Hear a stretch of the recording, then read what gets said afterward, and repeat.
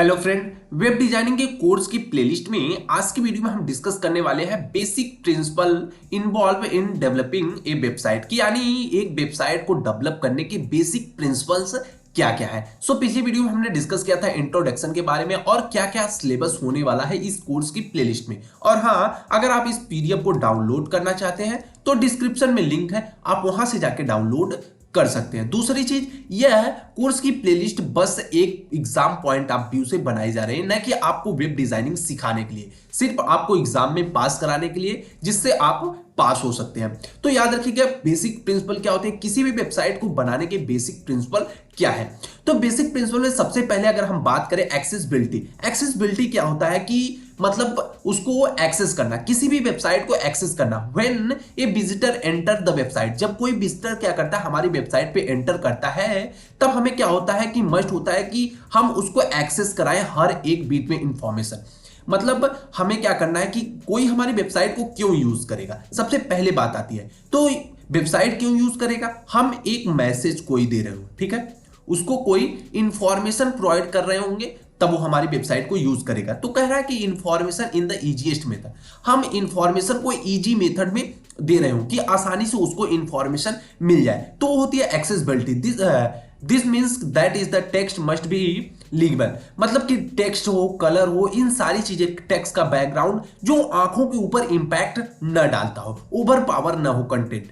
तो ऐसी चीजें मतलब एक्सेस करने में हमको आसानी हो, ज्यादा चीजें समझ में आए वेबसाइट के अंदर, ऐसा ना हो कि बहुत ज्यादा फंक्शनैलिटी हमने यूज करती कि चीजें हमें समझ में ही नहीं आ रही है, तो हम उसको एक्सेस कैसे करेंगे। उसके बाद हम बात करें सिंप्लिसिटी, सिंप्लिसिटी का मतलब क्या होता है कि हमें वेबसाइट को सिंपल और मिनिमल रखना है, ठीक है। सिंपल और मिनिमल मतलब क्लीन होना चाहिए, क्या हम इंफॉर्मेशन देना चाहते हैं और मेन हमारा मोटिव क्या है, किस निश पे हम बना रहे हैं वीडियो, यानी किस निश पे हमारी वेबसाइट एक पर्टिकुलर फील्ड को कवर करती हो जो बिगिनर टू एडवांस लेवल तक लेके जाती हो, जिसमें सिंप्लिसिटी हो, इंफॉर्मेशन प्रोवाइड करने का तरीका सिंपल हो, वर्ड सिंपल हो, यानी सारी चीजें क्या होनी चाहिए, सिंपल होनी चाहिए, यूजर फ्रेंडली इंटरफेस, ठीक है, यूएफआई को फॉलो करना चाहिए, ठीक है, यूजर फ्रेंडली इंटरफेस को, to help visitor search for information that needed easily, मतलब जो भी इंफॉर्मेशन होती है जो भी हमारे विजिटर होते हैं वेबसाइट पे आसानी से प्रोवाइड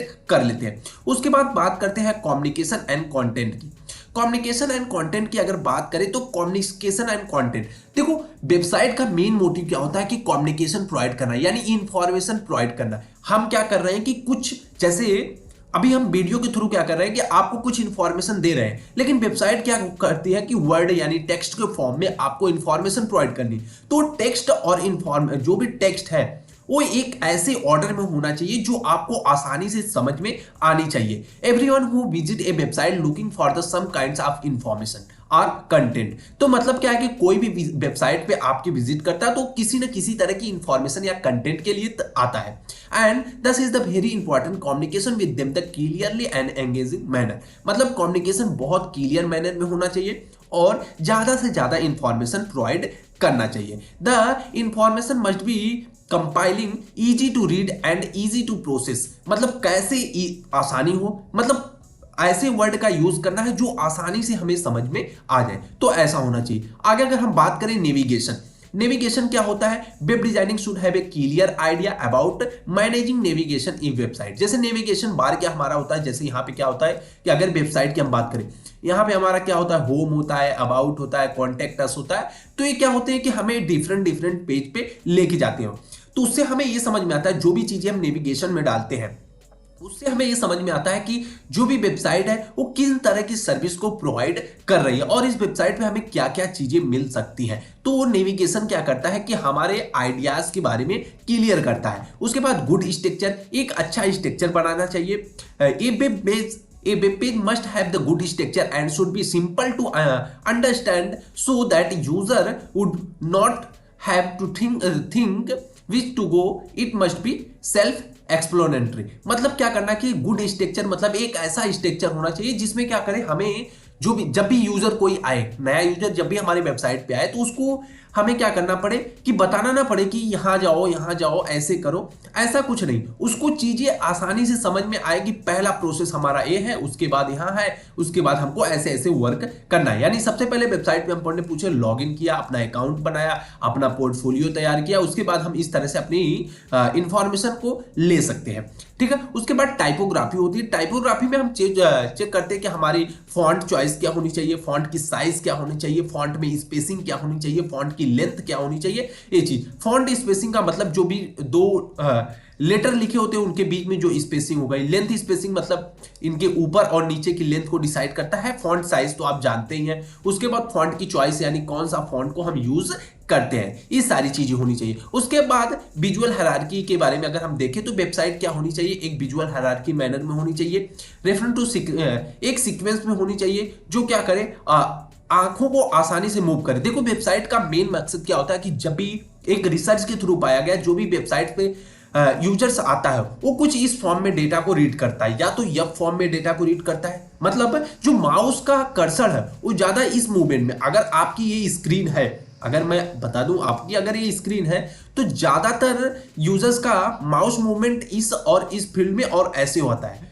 तो जहां तक आपको कोशिश करना है कि इस फील्ड में आपको मोस्ट इंपॉर्टेंट कंटेंट को रखना है। दूसरा क्या होता है कि या तो यस के फॉर्म में होता है या तो यस के फॉर्म में होता है। तो ये सारी चीजें हमें याद रखना है, साइज हायरार्की, कंटेंट हायरार्की, ये सारी चीजें। उसके बाद मोबाइल फ्रेंडली होनी चाहिए, यानी हमारी क्या होनी चाहिए, हर एक डिवाइस को सपोर्ट करने वाली। मोबाइल फ्रेंडली का मतलब होता है कि मोस्टली यूजर्स क्या होते हैं, मोबाइल यूज करते हैं। डेस्कटॉप, लैपटॉप बहुत कम लोग यूज करने वाले हैं। आज के डेट में क्या है कि ज्यादातर यूजर फोन से हर एक वेबसाइट को एक्सेस कर रहे हैं। तो हमें क्या करना है कि अपनी वेबसाइट को रिस्पॉन्सिवनेस बनाना है। रिस्पॉन्सिवनेस का मतलब क्या है कि जो हर एक डिवाइस को सपोर्ट करता हो।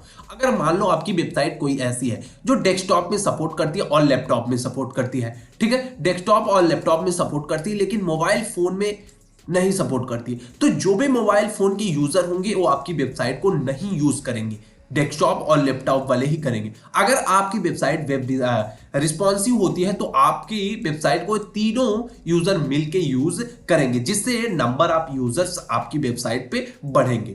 ठीक है, तो ये सारी चीजें याद रखनी है, आपको ध्यान देना है जब भी आपको अपनी वेबसाइट डिजाइन करना उससे पहले। उसके बाद रेगुलर टेस्टिंग। रेगुलर टेस्टिंग का मतलब क्या होता है कि जब भी वेबसाइट को हम बना दिए अपने, ठीक है, उसके बाद वेबसाइट को रेगुलर अपडेट करने की जरूरत बहुत ज्यादा होती है, क्योंकि टेस्टिंग हर एक दिन नई नई टेक्नोलॉजी मार्केट में आती है। अगर आपकी वेबसाइट पुराने मॉडल से वर्क कर रही है, यानी पुराने मॉडल का मतलब है कि आप अभी पिछली दुनिया में जी रहे हैं, ठीक है, आज कोई नई टेक्नोलॉजी आ गई, तो आज अगर नई टेक्नोलॉजी आ गई, आप अप टू डेट नहीं होंगे तो आपकी वेबसाइट बंद हो जाएगी। बंद क्यों हो जाएगी?